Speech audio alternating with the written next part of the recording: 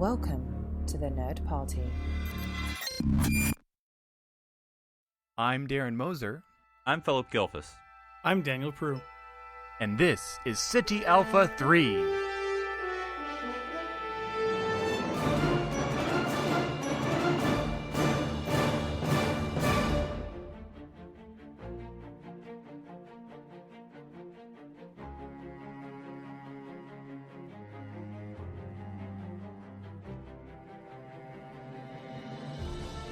Hello, everyone, and welcome to SETI Alpha 3, a Star Trek podcast. I'm your host, Daniel Prue, and joining me, as always, are Darren and Phillip. Phillip, this is a bit awkward, as last week Darren and I had a bit of creme de la Phillip, and this makes this encounter a little Wait, you guys told me that you were just going to a restaurant and everything was cool. This is the first time I'm hearing of it. Well, I'm sorry, but it was No. delicious. Well, you said you're sorry, special. Daniel, and that's fine. That makes everything better. And you know what? I'm glad I'm sitting here eating with you now. You know, look, I'll just cut my hair to the style you're used to, and all will be forgiven. Yeah, there you go. If you want to change your dining status to it's complicated, Phillip, you can go ahead. Though I have to admit, do we have anything for dessert? Because I swear there used to be a bowl of cookies around here somewhere. Yeah, that's awkward. Jellicoe came in, and that was the first thing that he It was not a regulation bowl, and so he threw it out the airlock. Anyway, so guys, we're here to talk about the penultimate episode of Season 1 of Chapter 2. Okay, Star Trek Discovery is what we're talking about. The episode is The War Without, The War Within. Is that correct? Yes. Well, yes. I mean, is it a correct metaphor? We will discuss. We've never really talked too much about the titles, but that's not where we're going to start today. Today's episode, I feel like especially when I'm running it, we always talk about the twists pretty early on, and I guess the twist at the end is the stupidest part of the episode, and we can talk about now, it. Daniel, we'll get there. Try not we'll to get use to the it. S word.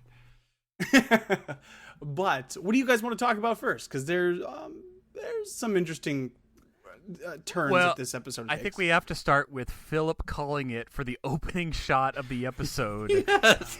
It is literally them painting the U back on the ISS. I was like, yes, at home, standing up. Know-it-all fan base. Score 1 so far.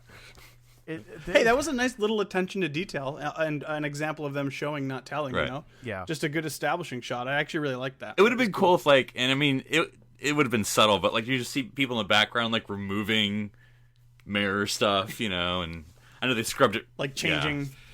Yeah. So wait, you mean like as if like the party's over and there's solo cups everywhere? Yeah, and they're exactly. Just like clean it up back to Starfleet standards. Just throwing away these daggers and everything.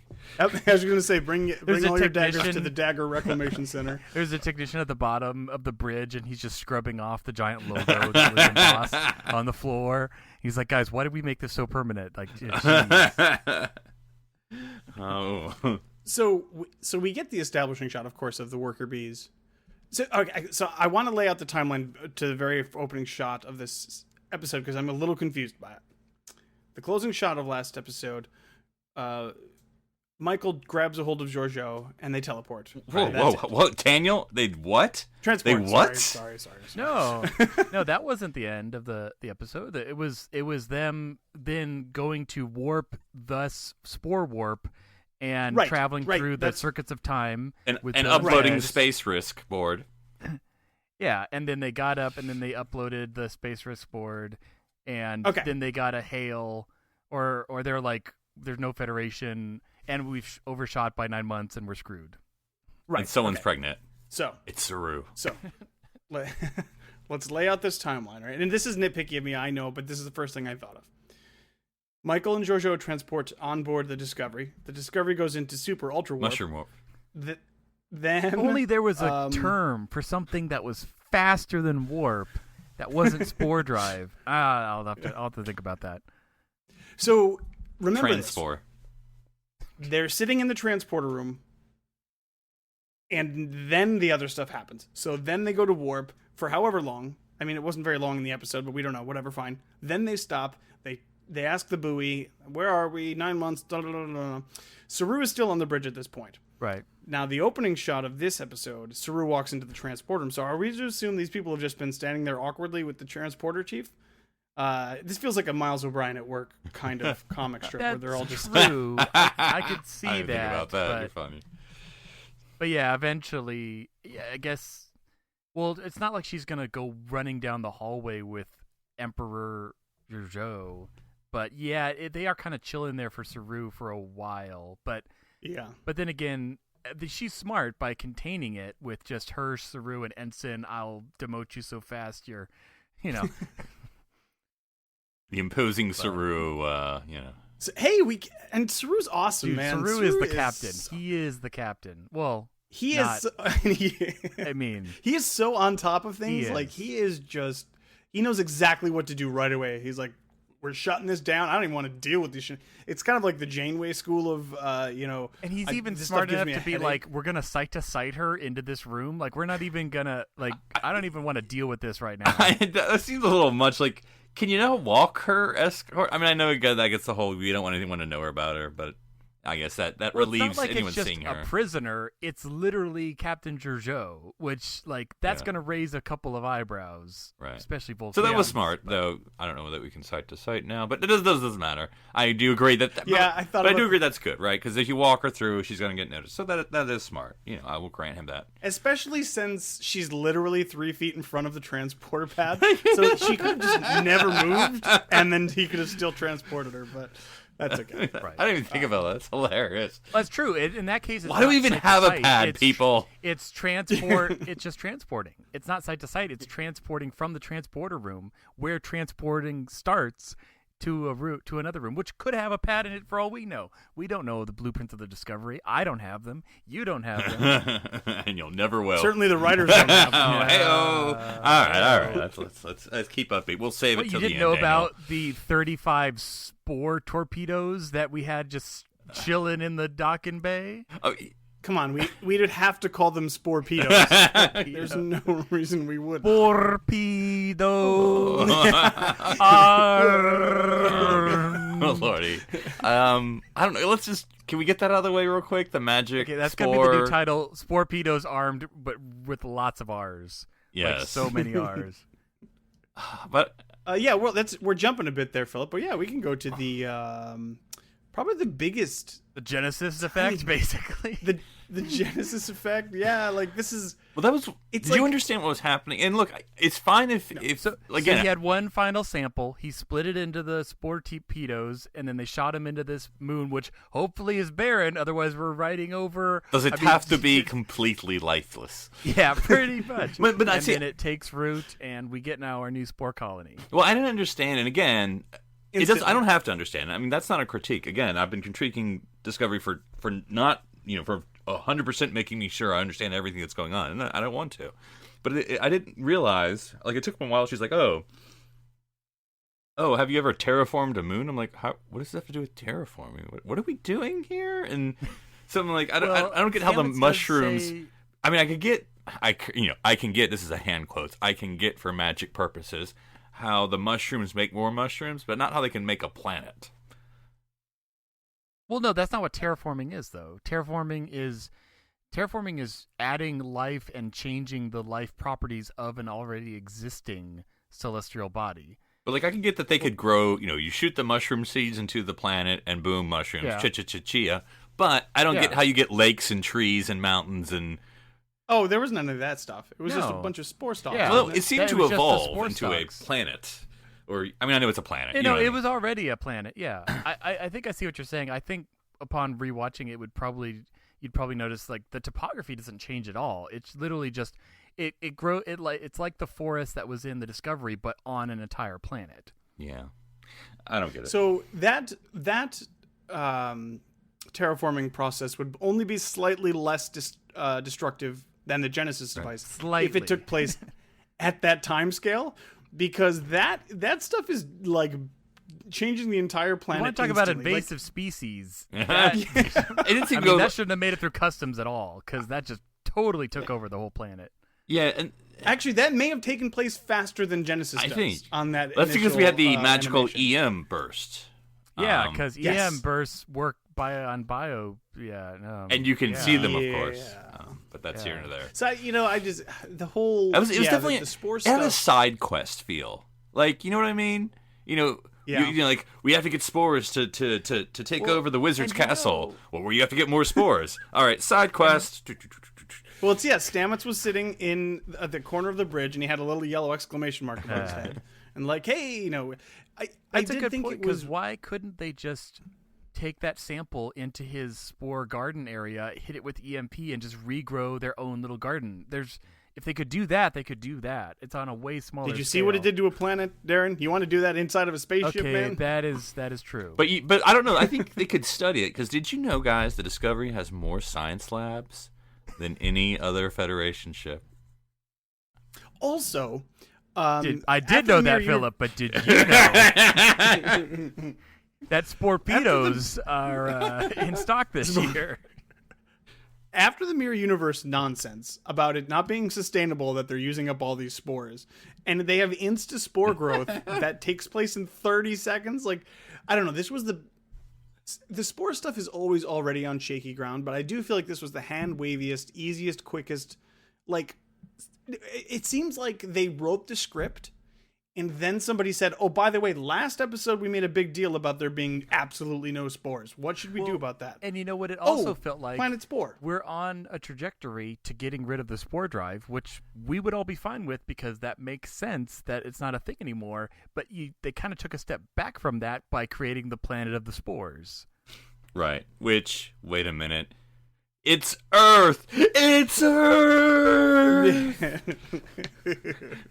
I was thinking that too. Okay, but anyway, okay, and I don't know if there's anything more that needs to be said, but just that. Okay, that seemed, yeah. I was kind of disappointed that the Spoooorrrreeeppeeeeedos didn't come out of like special launchers on the underside. They were already existing, but no, they had to come out of the generic, shuttle bay torpedo launcher. Yeah. Well, they just know that what they have is those boxes that they just move around, and that's what they were all in. They were in. It feels like the Valley Forge. This is not. And I'm sorry, you can rein us in, Daniel, but just to jump around. So is Doctor? Because I feel like we're still on this quest, Daniel. I'm not giving up. Is Doctor? I don't know if this is the right name. Is Dr. Stoddard? I believe was the name. Is that the chief medical officer? No. Still not the chief medical officer. I mean, she gets a name, so that's like slightly better than background extra.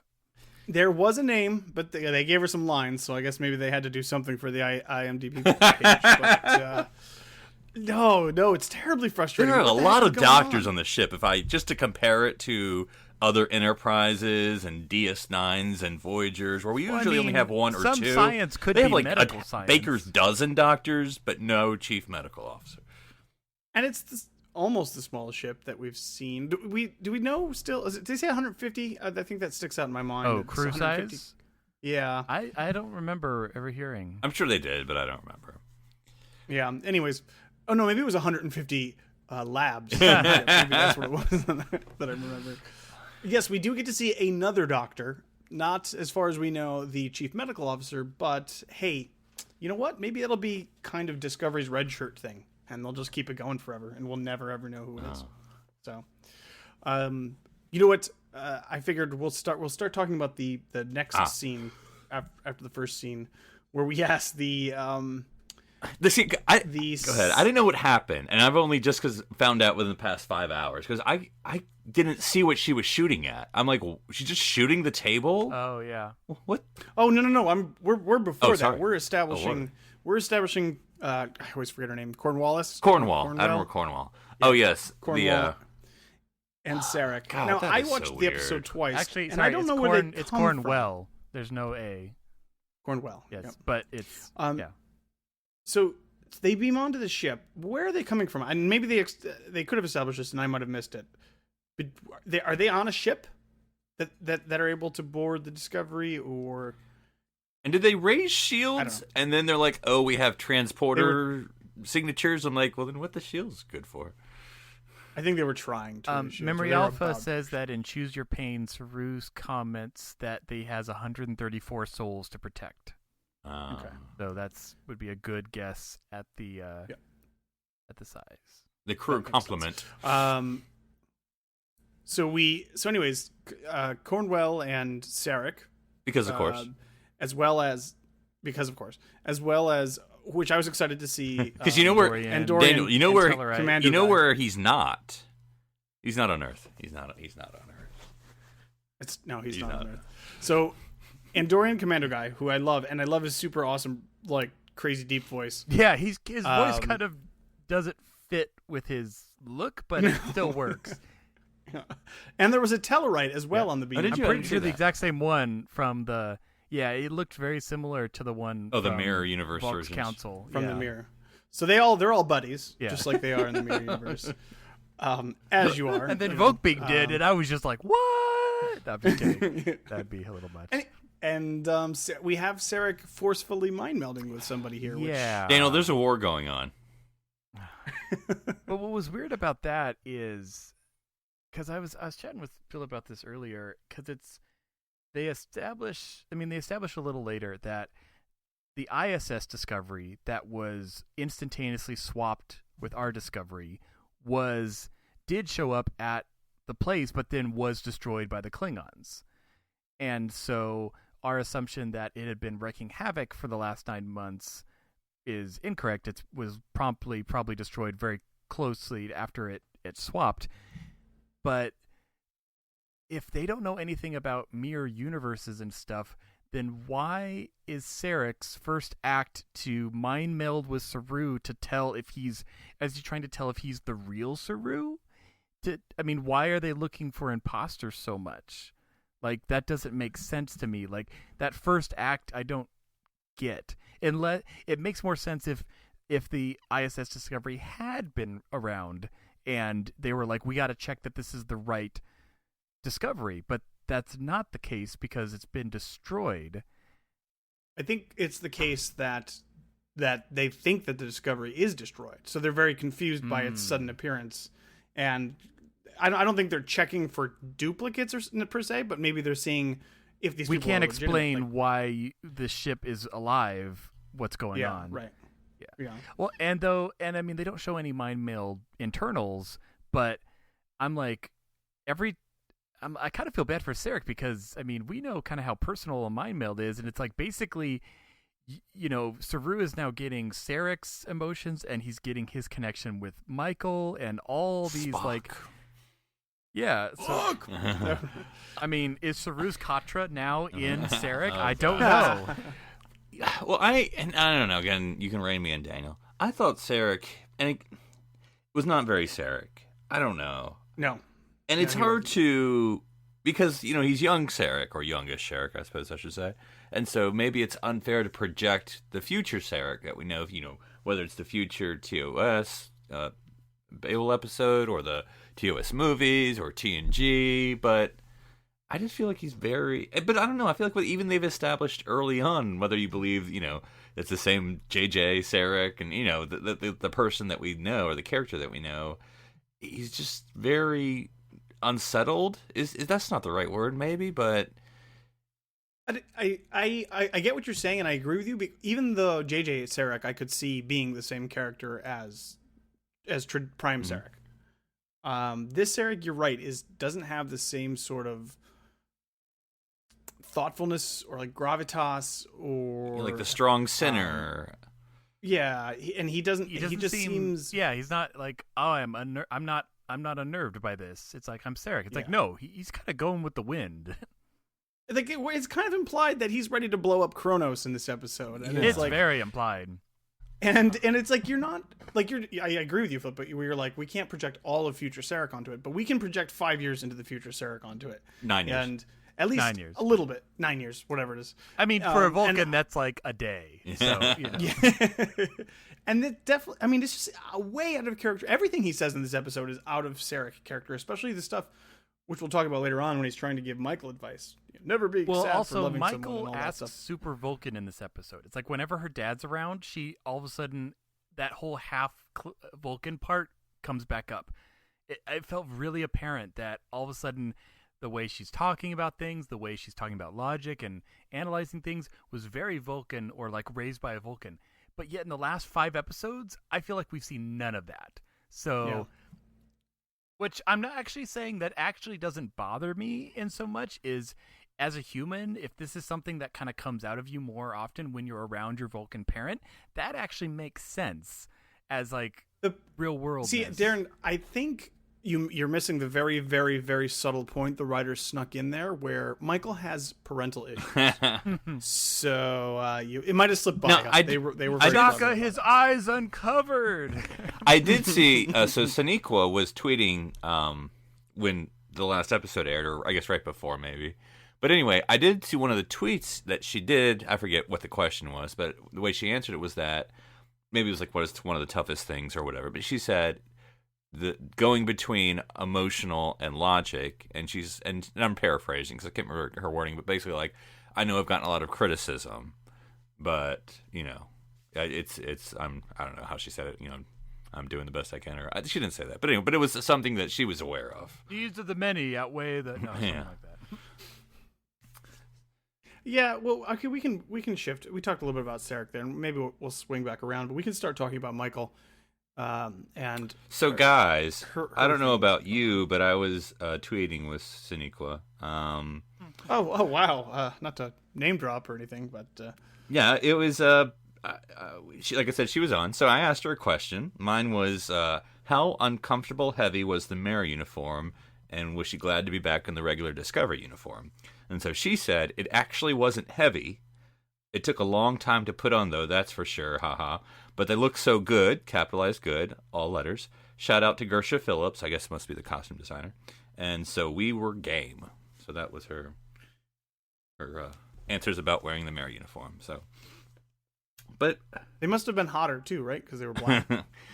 So Michael, again, not my favorite storyline because it's romance. I don't know. But look, talking about all the Ash stuff. Yeah, I mean, and I'm sure there's more than just the Ash stuff.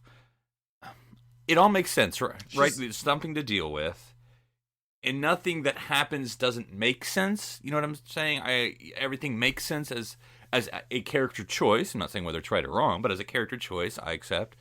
But I'm just not interested in the romance. I'm sorry, they're both good. I love Michael as a character. I kind of love Ash. He's interesting as a character. You know, what is he now?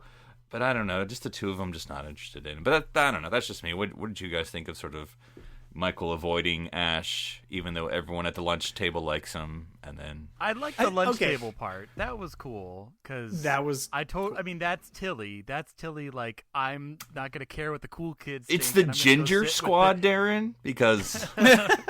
So they're just so accepting. They really are. Yeah, they're the most accepting people. But that was really cool because it was like straight out of high school, that scene. But it worked, and then people, because it's like this would be a big deal on this ship, and everyone's like, what the heck is going on? I mean, I mentioned in our Slack chat that I think years gone by we talked about how Captain Picard's mission reports being sent back gotta sound crazy, like really crazy, like, oh, I was hit by a probe and I experienced an entire life outside my own and there was a flute. It's just, it gets a little nuts. And so I think Discovery is going to have something similar, and I'm calling it Detmer's Diary. And it's basically, and Detmer, if you don't know, she's the one with the eye implant on the bridge, and it all kind of came to a head at the very end of this episode, which we'll get into later. But basically, she's been through a lot, okay, in the past couple of months. I mean, she had a crew member friend who turned out to be a Klingon. She got stuck in a mirror universe. She's seen people live, die, repeat multiple times. And now, like, our former captain's showing back up. So she's like, I don't know how she's not in counseling. Like, she's been through a lot. Oh, they don't have counselors yet. But all that to say, though, with Ash Tyler, I mean, she was in that second wave who came to sit, by him. And that scene was really well done because we all agreed that that's what Tilly would do. And it makes sense that, everyone's a little kind of freaked out. They're like, what? I don't know what's going on or why, I don't know how much of his condition or or what's been revealed to the general crew, but there's also the fact that, like, Dr. Culber's dead. Like, there's a lot going on. Yeah, yes, that's what I want to know. Do they know he killed, he, quote unquote, he killed the doctor, and then that he was a Klingon, but now he's not? I gotta guess that they don't know all that, but they probably got to know something. I mean, there's got to be rumors and whispers. And also, what is? I know we're not talking about Michael anymore, apparently. But anyway, but for Ash, so what is his status? Because I also like, and I had to laugh. I mean, it's fine. It's different phrasing, but it did make me laugh. They're like, they've taken away my badge. I'm like, oh, did you have to like hand in your phaser too? And you're like, you're off the case, McCluskey. And now he's but anyway, but he's not Starfleet anymore. So like, is he Specialist Tyler now? This is that actually would make sense. Yeah. This is the second time in this episode that Saru shows himself to know exactly the right thing to do in this situation, right? Because he says to him, "You can't move about freely. Obviously, you can't." Go when he puts on the want. Wrist bracelet. Yeah. So this is we've seen thousands, not thousands, obviously that's an exaggeration, of episodes of Star Trek where people are just so naive that they're just like, okay, you can do whatever you want, and like then the Enterprise blows up or whatever. But this is those kids from the science fair, they wanted to see the battle bridge. I mean, that is a high risk area. I'm totally behind Captain Picard saying no. I mean, later he changed his mind and he can do that as the captain, but I mean, leader of radishes, should they really be near the battle bridge? What if he had pushed the wrong button? I think that's what you're saying. No, that's not what you're saying. Very, very, very close. So this is like another example of him being like right on point. It's the perfect balance between what we consider the sort of optimistic view of Starfleet and the way they look at things, and actual sort of real life possibility, like the way you would actually handle a situation, the way that you could realistically handle it. And I think it's well done because he says, you can't. I'm not taking away your freedom. I'm not going to throw you in the brig because you're clearly. I did that earlier to save your life, technically. Right. But, yeah. Right. But just to go back off what you were saying before too, is there are two very different reactions to Ash in this episode, right? So and they contrast very well. So you have the Tilly Saru camp, and then you have the Michael Stamets camp, which is another scene that I really liked as well. It was very brief, but I liked the lines that they gave him to say. Well, I don't know. Stamets, I felt was like he's in the middle because Michael was total rejection. I mean, well, we can talk about her scene, but more or less was total rejection at the beginning anyway. Stamets sort of had this struggle of like, you did it, but I guess you didn't do it. I'd have to see more of Stamets. I'd have to see him actually like working with Ash in like a scene or something, because it was this hallway conversation, and I mean it was good. I like what, like you said, Daniel, like the words they gave him, like, yeah, that totally makes sense. He'd be pissed, but I feel like Stamets kind of too close to call right now. I don't think he's gonna forgive him, but I don't know. I'm not sure where they're gonna take. It's like one of those things like, I forgive you, but let's not ever work together again. So you mentioned it a couple times, Philip, and I really want to bring this up because I think that Michael's initial rejection of Ash is both healthy and necessary, and the way the episode is framed, where Tilly, of all people, the one that I'm the biggest fan of, Tilly pushes her to go talk to him anyways, and it's the right thing for her to do to go talk to him for whatever reason. I thought that was I didn't like that direction. I wish she just didn't talk to him. Like, literally the last memory she has of this man is her trying to, and there's no impetus, there's no time limit that she needs to go talk to him today. Why is everybody like on her butt to go talk to this guy? Daniel, there's a war. Every time we leave, we're saying goodbye. And so let's just get into this scene, this ridiculous conversation that Ash and Michael. This room. It's like got some oxygen tanks on the wall, or like what fire. Is this I don't know. Are they able to space him out or something just in case something goes wrong? It seems like there's a common design flaw thread in Starfleet designs. I mean, the Enterprise E had this room. It was accessible by a Jeffries tube and had a window. Yes, that was it. The secret. That is the exact secret garden of the Discovery. Yes. Yeah. That is the only room I thought of in Star Trek that even remotely resembled this And there's room. Voyager. There's the episode with I think it was a Beta Z, but he was like super removed and he was on the bottom most deck. Oh, the bottom. And he was literally like him in a porthole. Oh, like, yeah. So, yeah, there's some weird rooms on this ship, and I'm like, maybe it's adjacent to a lab. It's probably like a lab annex. I wouldn't be surprised, but yeah. Wait. You're telling me there's like 100 labs? How many lab annexes are there? Jeez, like I said, I don't have a blueprint. I'm kind of surprised we don't have one by now, but madness lies that way, Philip. Don't go down that road. And I don't know. I only watched it once, though. I don't know. Really, that should always be enough. But when Ash, this is a hard sentence to say. When Ash lashed out, at the seashore, exactly. By the seashore. It was. I don't know if I bought it because he's preemptively being angry, which all emotions can be on the table. I mean, that's not. But it's like, oh, this is why you're leaving because you're trying to get things done because they're difficult. And I'm like, so you're probably not doing the best case of having her not leave the room, but it was like the first half of the conversation. I mean, he did say I'm sorry, but that was kind of all the apologizing he did was that one I'm sorry, and it's like, yeah. And he was like blaming her, I guess, for most of the rest of it, and yeah, it's like, why can't you deal with the fact that I was a secret double agent and had a killer Klingon inside me? That's not my fault. Like, that's basically what he's saying. Yeah, he was blaming her. He was saying it's your fault that you always run away when it gets tough just because I happen to be a secret agent who tried to kill you. Look, every relationship has its bumps. Look, I took the Manchurian test and I came back positive. Okay. I mean, negative. Every time something happened. Every time a boyfriend of yours turns into a Klingon super secret agent, you run away. Well, yeah, I guess this one time. Yeah, sure. Because you were so interested in whether or not you could, you didn't stop to think if you should.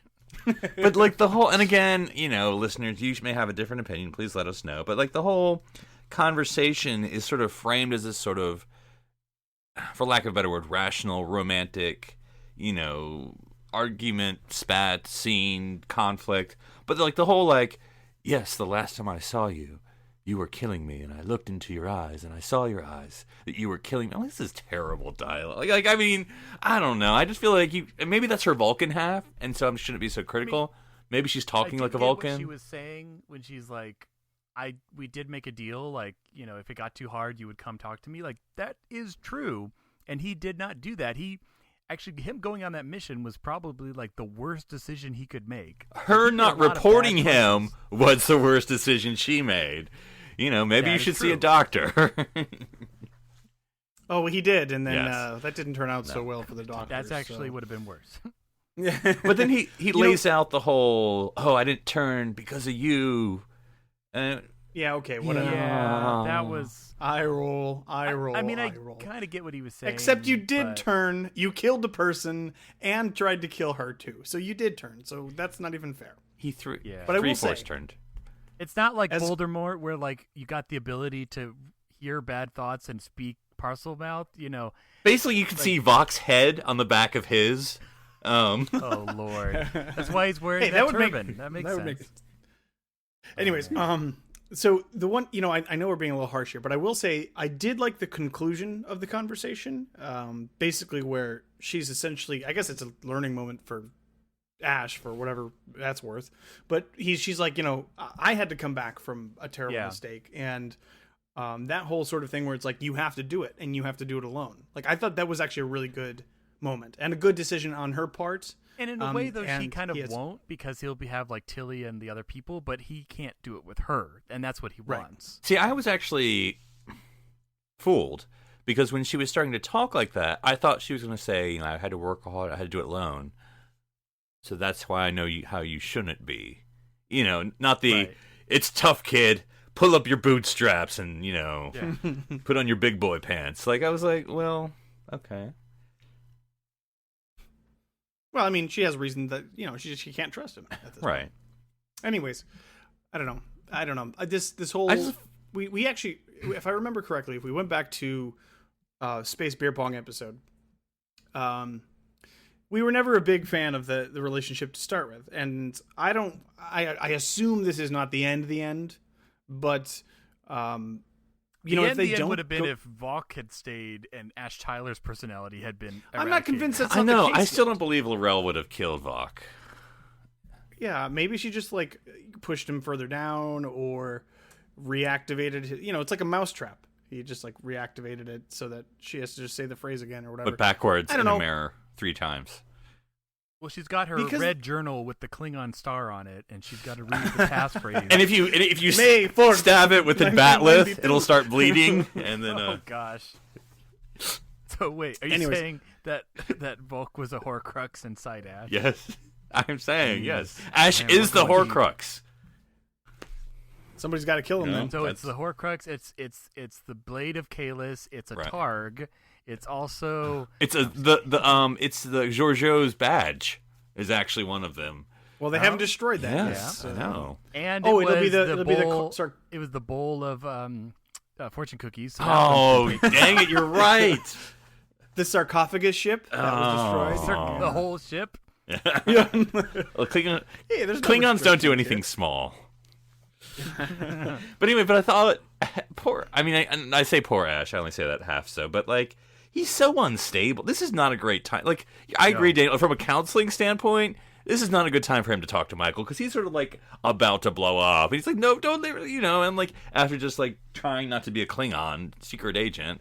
And just like Saru said, like even though even besides the fact of what he's done, he is not stable enough to be on active duty. He's not. He's had his badge taken away and his gun, and he's on paperwork duty. I think is that how you work, or suspended without leave or pay? I'm not. He's on secret guard. The economics of the future are a little different than you remember, Phillip. Secret probation, is that double secret probation? I don't know. Maybe they should just go back through the logs. And every decision that Lorca made, they should just be like, okay, was this okay or not? Or should we go back? So here's a question. Because did Lorca make the black badges? What is with the black badges, guy? We have 1 episode left! We'll never know. We never know. Never, oh, my God. It'll be explained to the Brian comic series. Brian Fuller took that to his proverbial grave. We're never going to know. Okay, sorry. So let's talk about, I guess, the larger conflict here. Klingons. The Klingon War. It's going very badly. Very badly. So here's the thing: Starbase 1, which is not at Earth like I originally assumed. It's very close to Earth, though, is what we. It is extremely close to Earth with a phantom planet that should not exist there, and a planet that looks kind of like Earth in the wide kind of like Earth. No, I was expecting Starbase 1 to be bigger.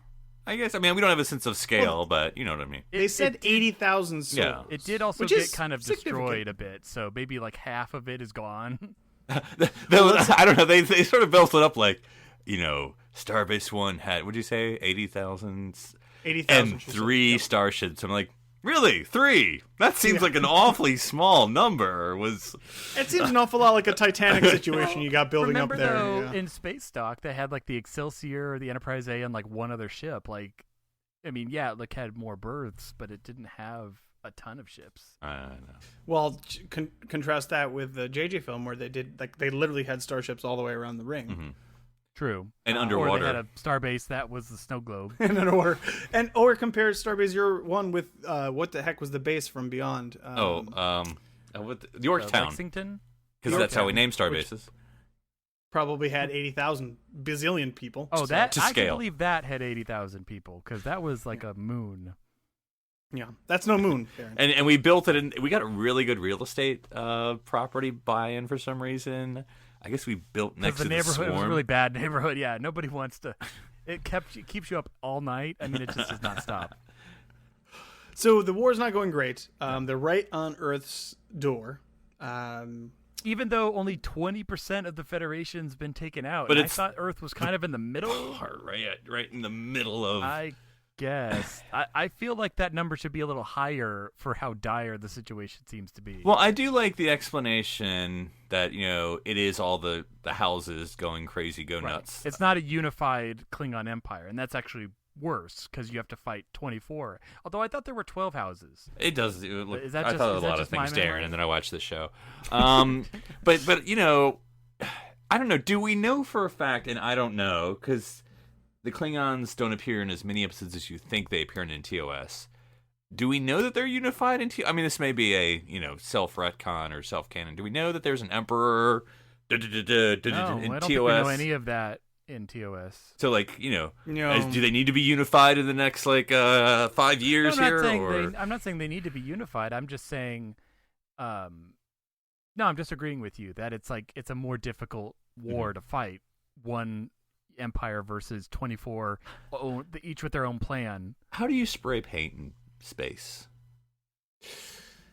Why do you spray paint in space? Wouldn't it be painted nicer? Like if you're using technology, I assume you could have just done a nicer, Yeah, or you could put a laser field up there or something. It's blood from the humans. Oh, that would be a lot of. Okay. 80,000 that souls. Process almost feels not even worth it for Klingon. Look, you have the sarcophagus ship and you have the spray can ship. It takes all the humans in and presses them down. It's just a big blender. Jeez, Darren, that is dark. Though for Star Trek Discovery, I could see it. Yeah. So the thing is about I think TOS Klingons is it's fuzzy enough that Discovery can kind of get away with doing whatever they want for the most part. In fact, when I was reading some of the reviews about this episode, and they mentioned when they're talking to Ash, when Saru's talking to Ash, he says, "Are there others?" I thought that was going to be kind of like a Cylon changeling situation, but I think the popular prevailing theory is that I was the first one. He was the first one. He was the prototype. He was the prototype, and the next one was the guy from Darwin. Troubles. Yeah.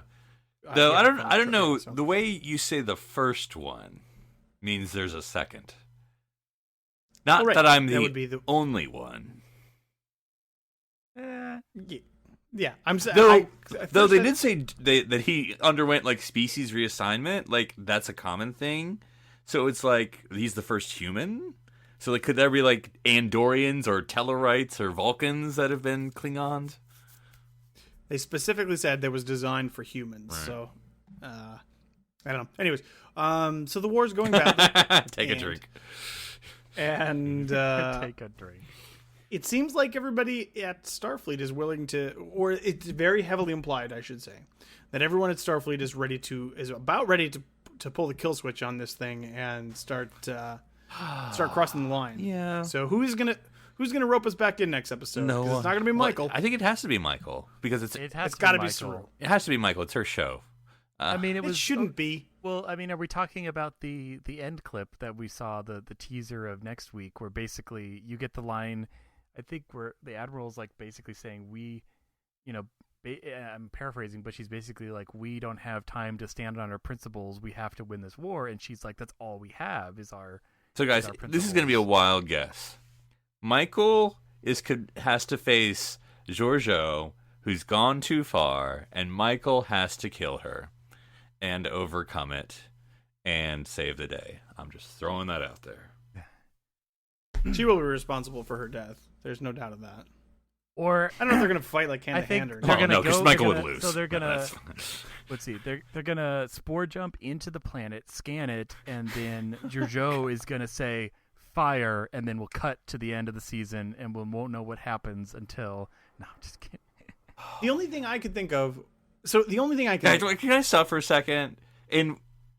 Whatever. So it's going to go inside the planet. It's going to go inside Kronos. That's fine with Enterprise y'all. D went inside an that's asteroid. Fine. That doesn't bother me. Okay, that just seems. Okay. I mean, that asteroid was in space and didn't really have a gravity. I mean, it's just big enough for a crossfield class ship. So, to be fair, it's a pretty small ship. Well, I mean, have you seen those nacelles? No, I'm kidding. So that isn't. This is what I feel like they're going to do. They're going to somehow tie this in with Praxis. A little early. Well, they're going to destabilize it. That's what they're going to say. That's going to be their ending. Oh, man, this thing will blow up in 100 years. Yep. That's the only thing I could think of why they're... Either that or, we've kind of guessed, it's going to be an alternate timeline, alternate dimension, whatever. But because not only... And we normally talk about this stuff at the very end of the show, but since you brought it up, Darren, the clip for next week actually shows essentially a ginormous explosion on Which I don't know if that was like a projection or like or like a this is what we think is going to happen, but they basically show a planet blowing up. Yeah. And when she said it's like underground caves of the Klingon homeworld and it's surrounded by dormant volcanoes, and I'm like, what could happen? Like, yeah, so what if instead they had saved their Spoooorrrreeeppeeeeedoooooeeeessss and fired them inside the Klingon homeworld, and it had bloomed in the biggest spore bloom ever, and all was at peace? That's what they should have done. Except the problem with that idea, Darren. Oh, there's many problems with that idea, but when you see the spores coming up through the desolate planet, they come through the cracks in the ground and stuff like that. Oh, it looks peaceful and wonderful because hey, there's nothing there.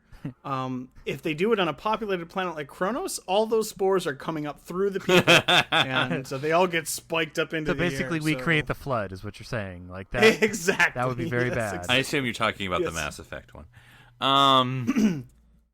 That one could work too. So what is Sarek's secret mission? Because let's assume for a moment they're going to blow up Kronos. He basically said goodbye to Michael. I will not see you again. I may die in this mission. That's basically what he said. He's not. Spoilers. But like, what's he gone to do? Are you sure? I'm not really sure of anything, Philip. I'm not really sure of anything. Maybe she has to choose whether or not Sarek dies or Georgiou dies. Right. Who knows? Because it appeared that Sarek and Georgiou are making a deal, but I'm like, why is he running away? I mean, I'm not saying running away, but why is he leaving? Because apparently all the action's over this way. So, if Sarek becomes responsible in any way for a crazy, I don't even know what you'd call it, genocide, biotechnological terror attack on the Kronos homeworld, you would think it would compromise his ability to be a very good ambassador to the Klingons, diplomat later on. That part in Star Trek, was it 3 or 4 when he's walking on the Klingon ambassador, the executioner, the Klingon ambassador needs him in the groin, and yeah, that would be uncomfortable for Sarek, his future prospects. So I don't. I've expressed frustration at their willy-nilly care for canon in the past. So I'm not super confident on how they're going to handle the situation, but I'm hoping, I don't care what it is, Magic Spore Drive, they're still in an alternate universe, they can go back in time 9 months, whatever you want to do, there's some way that they can sort this stuff out. In one episode. It's interesting what you said about Praxis, because I hadn't thought of that, because that, maybe they're on their way to Kronos, but they can't get quite all the way there, although, as it's been pointed out, there is really no it's instantaneous, so it shouldn't really be how we see it in the end of the last episode. But I don't know. I honestly, I would kind of not be surprised if they blew up Kronos, because JJ blew up Vulcan. That's all I'm saying. Like, the Band-Aid's already been kind of ripped off. Like, but that was an alternate universe, and they could still establish that.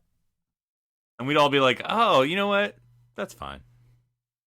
It would make Discovery such a better show. I'm not making predictions, but I'm saying, like, if they blew up Kronos and it released so much energy or whatever that, like, it shattered and made them able to, like, view some of the other universes. I'm just saying something. But basically reveal that. I was just saying, I mean, if they really do that, can you go back to being the Federation? You blew up a planet. Then I'm saying, well, imagine this. Then that happens, and the Discovery gets put into the TOS universe. Oh, man. We are fanboying hard. I'm just saying. We're trying to save it. We're trying to save it. I don't know what they're going to do. I'm just saying, at this point, it wouldn't surprise me. If they did, if this whole thing was we were, and now we're not, and now we are our own thing. Will you take my hand? I would absolutely be okay with that. I don't think that's what they're going to do. I don't know. Say you're the writers, guys. How do you resolve this situation at this point? I have to know what I didn't write us into this hole, Daniel. Well, this is like when Michael Peller, when he wrote Best of Both Worlds Part 1, he's like, yeah, I'm not writing Part 2. Sorry for that sucker. I'm going, oh no, I'm hired now. I gotta write Part 2. Oh, this isn't good. He puts him to sleep. Yeah, that's it. I'm tired. I'm sleepy. Sleep. That's it. Sleepy. Pretend you're asleep. Pretend you're asleep. Well, so let's should we talk the ending? Should we? Yeah, one more thing, because I want to say something positive, and then we'll get they mentioned they name drop Archer and the NX-01 and the NX-01 guys, and the NX-01. They've watched Enterprise. I don't know if you know that. Right, well, it's interesting, and kind of to semi-circle back to what we were just talking about, the multi-timeline universes, whatever. Philip and I were chatting a little bit how, like, DC television right now has been doing a really good job with, like, multiverses, basically, or, like, parallel universes. Like, you have Earth Prime, you have Earth 1, or Earth 3, or Earth whatever, and you have the same people with different costumes or whatever. Like, that's totally accepted by comic book. That's not a big deal, and Star Trek fans understand multiple universes a ton as well. I almost feel like they could pull it off if that's the direction they wanted to go. And basically, we're not. I still don't think they're going to do the time reset. I feel like that is too much of undoing the character development that you've done. But saying that this is in a different universe, it doesn't negate what has happened. It just says that this doesn't have to line up with what you know in the future. Now, of course, that's what 2009 did. There is that was the brilliance fan of 2009. theory that Enterprise is an alternate universe because of First Contact. Yeah, that's not supported by canon, I would argue. But yes, that is a theory. But you, well, okay. How about then like a Voyager or a Lost in Space type? Where Discovery with the spore drive bounces around between time and anti-time, kind of. Oh, sorry, time. Nice. Oh, it's interesting. Dimensions. Oh man, take me. Wait, hold on. So like a show where you go through time and space, like in a sci-fi property that's like 50 years old plus. I could see it. I have a perfect example. There was a oh man, it's almost perfect. So there was a webcomic by Chris Straub, and it's called Starship Crisis, Starslip Crisis. And basically, it was a funny webcomic, but basically the faster than light travel they used was called Starslip, and basically what it did is you activated it and you were instantly teleported or basically instantly arrived at your destination. And what was later revealed is that it wasn't actually transporting you through space. It was actually swapping you with another version of your ship that happened to be in that location at that time. And so basically you were micro inching away from your prime universe every time you jumped, and to save time getting around. So, but it seems like that's what you guys are kind of saying for the spore drive. It's like every time we're instantly jumping, we may not instantly be jumping to our prime universe. We just haven't jumped far enough to make it noticeable different. So who knows what they're going to do, guys? I don't know. Anything could happen at this point. Anything is right. In fact, they could even do something as crazy as putting someone from the Mirror Universe in charge of the whole dang mission. Now, isn't that a great idea? We've done that before. I think we've done that before, Daniel. It didn't work out too well. Okay.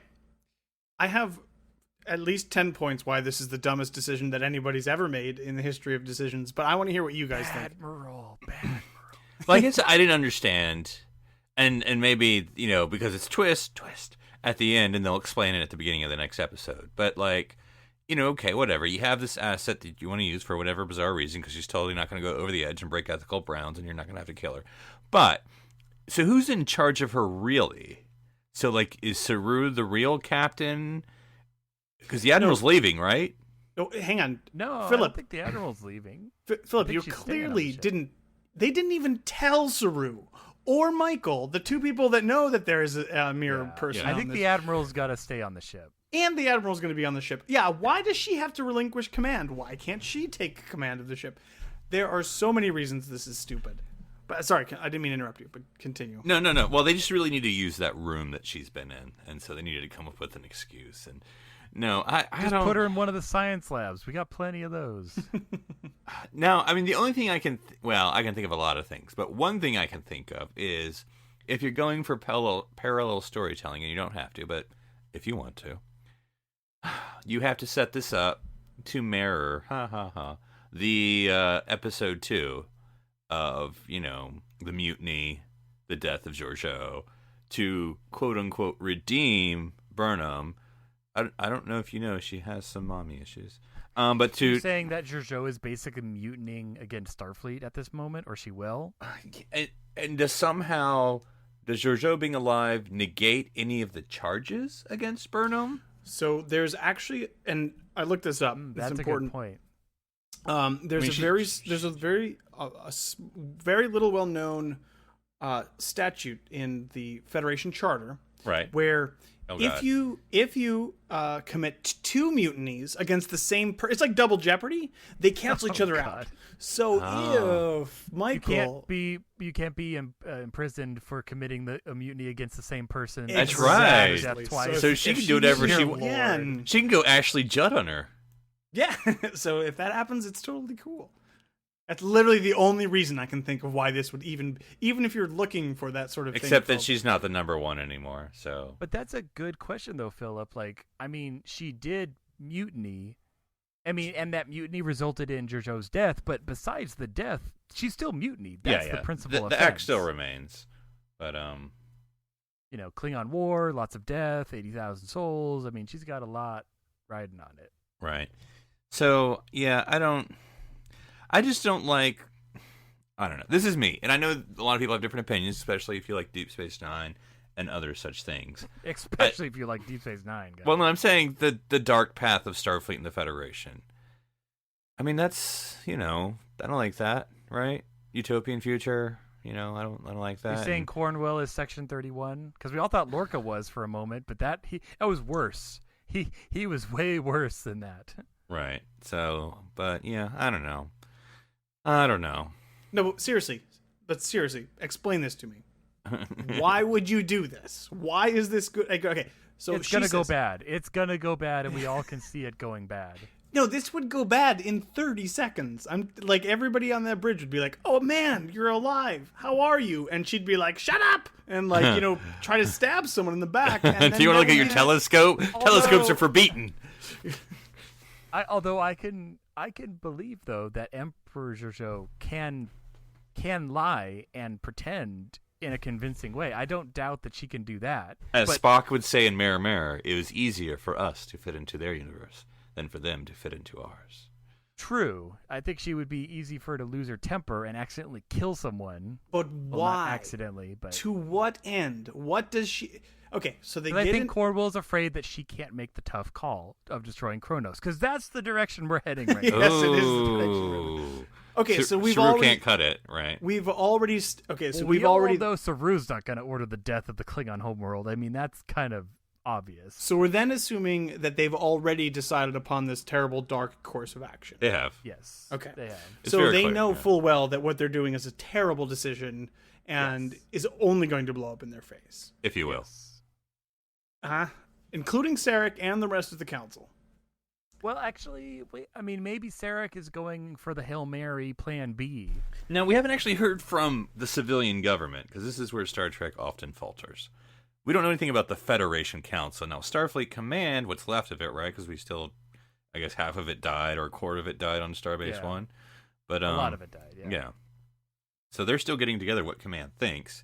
But I would be interested to know what the Federation Council thinks, but that's just democracy. No one cares. So then we all assume at whatever conclusion this ends up at, Admiral Cornwell is going to end up with some sort of she should be arrested or get some sort of demotion or something because of this colossally stupid decision, right? Yeah, I'm hoping. Well, and of course she'll get demoted to the rank that she's shown time and time again that she's best friend, captain of the Discovery.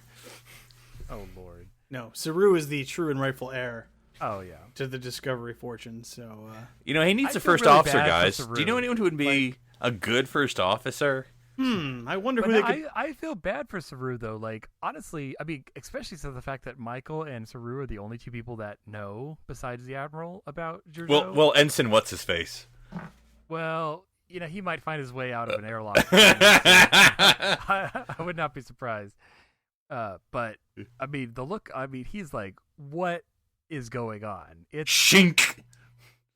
It's It's a really bad idea. It's a really bad idea. Even if Cornwell knew she was crossing the line, and she knew, but she was doing this for quote unquote a greater good, and she just wanted to end the war, whatever. Even if she knew that this was a stupid plan, isn't she sabotaging herself by not telling the two people that already know that she's going to be commanding this mission? Like, shouldn't she have just been like, hey guys, look, Daniel, you're not going to like this. What you're just angry about is that you didn't predict this, and you're one of those know-it-all fan bases, and when we deliver something you didn't see coming, you just whine about it, all right? Look, Daniel, it's been really clear a lot of people who saw the movie have decided that, yes, Admiral Holdo should not have kept her plan a secret from the rest of her command staff, and then the tragedies that befell the crew would not have... Oh, sorry, you're talking about Star Trek. Yes. I got a little confused there, but yes. Not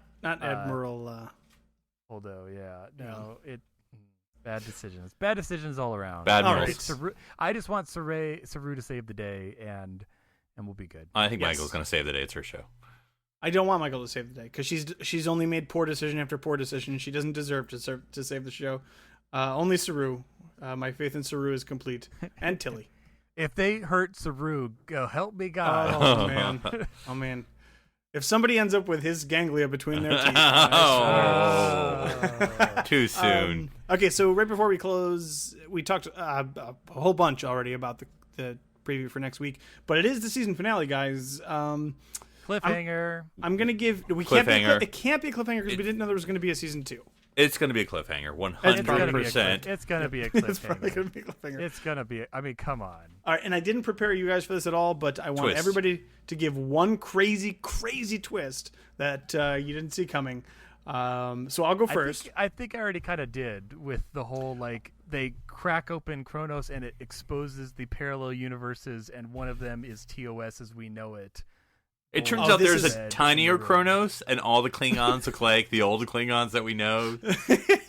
And there's a Kronos is all the way down. Waves of temporalness go out, and as it's like a Russian doll. Klingons, no, that'd be cool. Like the waves of temporal energy go through the Klingons, and we see them change and look like the Klingons. All the different Kronos planets start appearing, and it's like the crazy beard Klingon. Don't send us back. No. You see TOS Klingons. You see JJ Klingons. You see TNG Klingons. See, that's what I'm talking about. That actually would be awesome. That would be fantastic. Yeah. All right, that's one my prediction. Big super prediction, and here's mine. Right. All of this nonsense, everything that's been happening, is a result. Wait for it. Of the Nexus. Oh, okay. Wow. How? You're not even going to explain that, are you? Nope, just like doesn't leaving matter. that That's out there. my twist. Because guess what? The twist, if it comes in the last 30 seconds, it doesn't count. You don't have to explain anything. That's how Discovery works. So, guys, you're going to be on the edge of your seats. You're not going to predict it at all. You're going to be crying in your cereal. Edge. Colbert's psyche was his echo was in the Nexus instead of the Spore network. All right, guys, we have to. It's going to be something about black badges, beats, and Battlestar Galactica. No, wait, no. It's and then the Spore. What are you doing? What are you doing? What about the Spore drop on Tilly? Right? Is that just not gonna, Oh, I totally forgot about that. So much crazy stuff happened. I completely forgot about the green spore that fell on her shoulder. That was in a much simpler time, Darren, when we were all out of spores. Now they exist everywhere, so it doesn't matter anymore. You have to understand, the spore economy is somewhat different in the future. Scarcity. Sometimes we just set up twists and never even chase them down, so don't even worry about it. They're the black badges of... It's so true. Those are crazy predictions. So next week we will be talking about the final episode of season 1 of Discovery. Does anybody have the title handy? Will you take my hand? ? As in, do you trust us that we knew what we were doing the whole time? All right, and I look forward to it. I actually, there's lots of issues that we obviously have, but I am genuinely curious what's going to happen. I have no idea. I don't have no idea what to predict. There's going to be some twists, I imagine, along the way. So, and next week's episode will be, like last week's episode, a instant reaction too. So you're going to get the unfiltered sort of frustrations and jubilee. If the first 10 seconds are just silence as we're in shock, our jaws on the floor. I'll just be like, guys, it all makes Guys, sense. all three of our predictions came true. I don't even know how that works. These writers were literally the smartest people on the planet. I'm sorry, we're terrible. We're teasing.